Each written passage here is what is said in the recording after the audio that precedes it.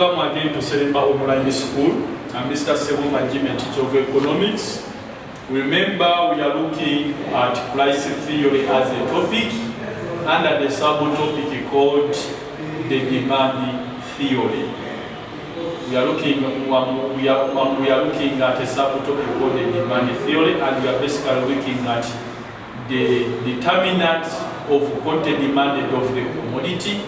So far, we had looked at the level of price of the commodity with the explanations, level of consumers' income, the nature of tastes and preferences, the price of other related commodities, government policy of subsidization and taxation. We had stopped there. Now I'm continuing with the population size and the structure. I'm sticking on my point. Point presentation. Whenever they are asking determinants, factors affecting, factors determining, factors influencing. Our point statement, points must be presented in a neutral manner, such that even your explanations are side by side. Look at one side and also consider the other side for you to get full marks. Such questions in most cases they can say 16 marks. 16 marks. They don't mean 16 points. Though sometimes we tell you, please don't mark yourself. But for example, particularly demand, questions of this demand, factors affecting. 16 marks, we need 8 times 2. Point statement, 1 mark, and the explanation side by side, a half and a half, with equating to 2 marks. Now, any 8 points that are well presented and explained in the interest of the examiner, you will get your 16 marks. We continue from where we stopped. Population size and structure. Population size and the structure. Now, with the population size and structure, a population comprised of a big percentage of middle and high income earners. A population comprised of middle and high income earners. Of a bigger percentage of middle and high income earners. Generally, such a population will have a bigger purchasing power because of the willingness and the ability. Such a population, when the bigger percentage of the population has middle and high income earners, such a population is likely to purchase more goods and services, thus increasing quantity demanded of the commodity. On the other hand, a population that is comprised of low-income earners, when the big percentage of the population is comprised of low-income earners, we shall see that the purchasing power of these people will be low, and consequently, quantity demanded of the commodity will also reduce or decrease because of the purchasing power. Now, here we are considering what the population is comprised of. Is it comprised of the middle and the high income earners? We expect people to buy more because of their purchasing power is also high. If the population structure is comprised by low income earners, the low income earners automatically they buy less. because their purchasing power is low. We go to another point. The nature of income distribution. The nature of income distribution. What is income distribution? This is how the resources are allocated in the economy. How the resources are allocated in the economy. Income distribution. Are resources allocated to the majority or to a few people? Now, if the resources are allocated to the majority people in the economy, automatically people will be able to buy more goods and services because the income distribution is fairly distributed. All areas, suppose in Uganda, all regions were like Kampala. All regions were like what? Kampala. And people are able to buy goods and services the way they buy them in Kampala, or the way they buy them during the festive seasons. More so we look at people during the Eid, during the Christmas times, people buy. Now, suppose they buy like that throughout the year, what will happen? When income is fairly distributed, the way Kampala looks, right, is the same way Karamoja looks, is the same way Soroti looks, is the same way Manafa looks. Now, such a composition of an economy, income will be fairly distributed, and the people will be able to buy more goods and services, thus increasing the quantity demanded of the what? Of the commodity. On the other hand, income, unfair distribution or uneven distribution of income in a country, you find out that income or resources belong to the minority, and the majority people are poor.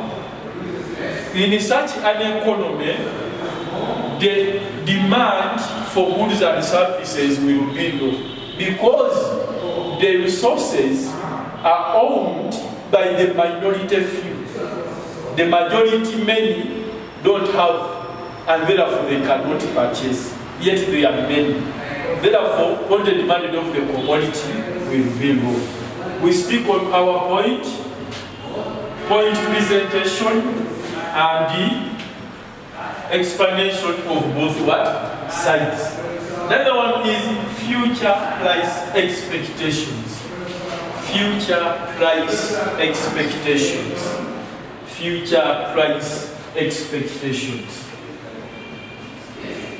Whenever you expect the price of the commodity to increase in the near future, and today, suppose, let me give you an example. Suppose the price of sugar today is at 3,000. I'm assuming. So today, and the government comes out and says that in the month of January, sugar will cost 60,000. The price will have doubled. What happens to quantity demanded in the current period? Quantity demanded in the current period will increase because the people are expecting the price to increase in the future. Therefore, they rather buy now and stock more so that they avoid paying higher prices in the next few months. Therefore, quantity demanded will increase now and reduce in the future. On the other hand, suppose that today the price is 3,000 again, and in the near future is going to reduce to 2,000 shillings. Today is at 3,000. In the near future, in 2 months' time to come, the price of sugar is going to reduce to 2,000, what will consumers do? Consumers are going to reduce on their consumption now in the current period by buying less of sugar, hoping to buy more when the price has reduced in the near future. Therefore, what the demand will reduce now, and in the near future it will increase, depending on the example that I've given you. Another one is seasonal factors. Seasonal factors. You know very well, in Uganda, why am I saying Uganda? The paper you will do, my senior fives, and even the senior sixes that are watching me right now, the paper you will see is Uganda National Examination Body, USCE, Uganda Advanced Certificate of Education. It is not Sudan, it is not Kenya. Therefore, the examples must come from our Uganda. Therefore, seasonal factors. We have seasons of Christmas, when people buy more of foodstuffs. We have seasons of Eid for the case of our friends, the Muslims. They buy more meat, more rice, more one. When it comes to Eid Day, we have seasons, Christmas seasons, we have examination seasons. Success cards are being sold on the market. You can't trace them now because it is not time for exams. But you wait, when exams are knocking in the door, you will see people starting to produce, answering the economic fundamental question of when to produce. You will see people producing success cards. When it is a rainy season, when it is a rainy season, you will see people selling umbrellas because it is a rainy season. During the dry season, you never see, or you will see less of them selling umbrellas. Now, for such a point statement, seasonal factors for the cases of exams. Continue with the explanation. A favorable season. For example, I've talked of different seasons. For example, that of Christmas, that of Eid, that of exams altogether. You will see people selling a particular commodity because it is its season to be put on the market. And people will demand for that commodity. For example, when it is a rainy season, people will demand for umbrellas. Now, a wise retailer will buy and store for those umbrellas, waiting for the season when it rains, and bring it out to them and put them on the market for selling. Therefore, what the demand of umbrellas will increase when it is a rainy season. On the other hand,